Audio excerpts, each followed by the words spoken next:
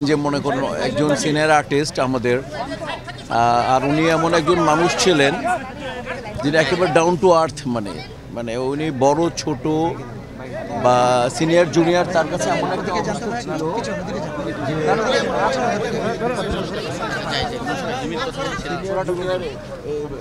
তার কাছে কোনো ভেদাভেদ ছিল না। তার কাছে ছিল শুধুমাত্র বন্ধুসুলভ ব্যাপারটা। তার কাছে যেটা শিক্ষণীয় ব্যাপার, উনি স্পোর্টসম্যান ছিলেন, উনি নৃত্যশিল্পী ছিলেন। আমাদের সাগর ভাই পাশে ছিলেন এবং আমাদের আদনান সাহেব পাশে ছিলেন এবং আলমগীর ভাই প্রতিনিয়ত ঘুম আসে নাই তার, মানে এই 4 দিন যাবত।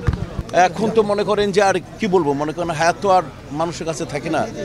তো আমরা ভারাক্রান্ত হৃদয়ে একটা কথা বলতে চাই আপনাদেরকে, আপনারা মন থেকে দোয়া করবেন। এরকম একটা মানুষ এই যে মানে বিদেশ থেকে নিপা মোনালি সাপা ফোন করলো, মানে সবাই পুরোনো বিশ্বাস কানতে মানে গতকাল রাত আর মানে কালকে মানে পরশুদিন সারা রাত আমি ঘুমাতে পারিনি।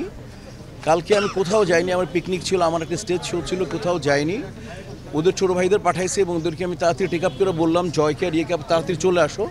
তাড়াতাড়ি চলে আসছে ওরা এবং সারাটা রাত 1:30টার সময় যখন গেলাম যে না, ডাক্তার বলে দিল যে ওনার কিন্তু সমস্ত অর্গানগুলো কিন্তু ফেল করে গেছে, তো আর 2-3 ঘন্টা হয়তো উনি সার্ভাইভ করতে পারে। তো আমরা গিয়ে মাত্র আমরা বাসায় গিয়ে রেডি হচ্ছে, এমন সময় ফোন একটা বিষয়ে ওনার মানে একেবারে যে লাস্ট বিটটা থাকে যেটা মানে তার দম চলে যায়, তখন আমরা আবার সবাই চলে আসলাম।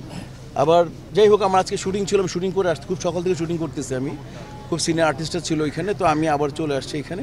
তো আর এখানে সাগর ভাইয়ের সাথে কথা কন্টিনিউয়াসলি, তো চ্যানেলে সাগর ভাই যথেষ্ট সবসময় আমাদের সহযোগিতা করে থাকেন। প্রত্যেকটা সাংবাদিক ভাইরা যেভাবে তেপান্তরের কথা বলবো আমি স্পেশালি, এবং বাচ্চাশাসের প্রত্যেকটা সদস্য এবং অন্যান্য যারা আপনারা আছেন, মানে আমার সাথে যারা ছিল এই 3-4 দিন, মানে প্রত্যেকটা সাংবাদিকরা, মানে আমার ভাই ব্রাদাররা, আমি বলে বোঝাতে পারবো না। আমি প্রত্যেকের নামই বলে ফেললাম। মানে আমি কৃতজ্ঞতা জানাই চ্যানেলায় সাগর ভাইকে, আমি কৃতজ্ঞতা জানাই আমার আলমগীর ভাই, সোহেলানা ভাইকে এবং আমার টোটাল ক্যাবিনেটকে, মানে কয়েকজন বাইরে আছে দেশের।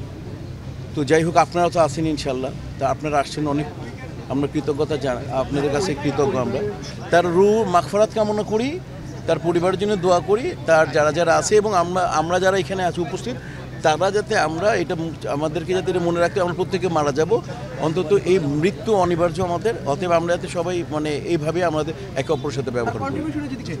না, বিরাট কন্ট্রিবিউশন ওনার, বিরাট কন্ট্রিবিউশন। মনে করেন যে আপনি শাবানাজি, ববিতাজি, তারপর হচ্ছে হলে গিয়া লিজেন্ড কবরী আপু, এরপরে প্রজন্ম তো অঞ্জনা দি বলবো, তারপরে তো মনে করেন এরপরে প্রজন্ম সুচিত্রা ম্যাম, উনি, তাই না, দিলার আপু, রোজিনা আপু, এই কাজে হচ্ছে ওনার কন্ট্রিবিউশন চিন্তা করা যায় না।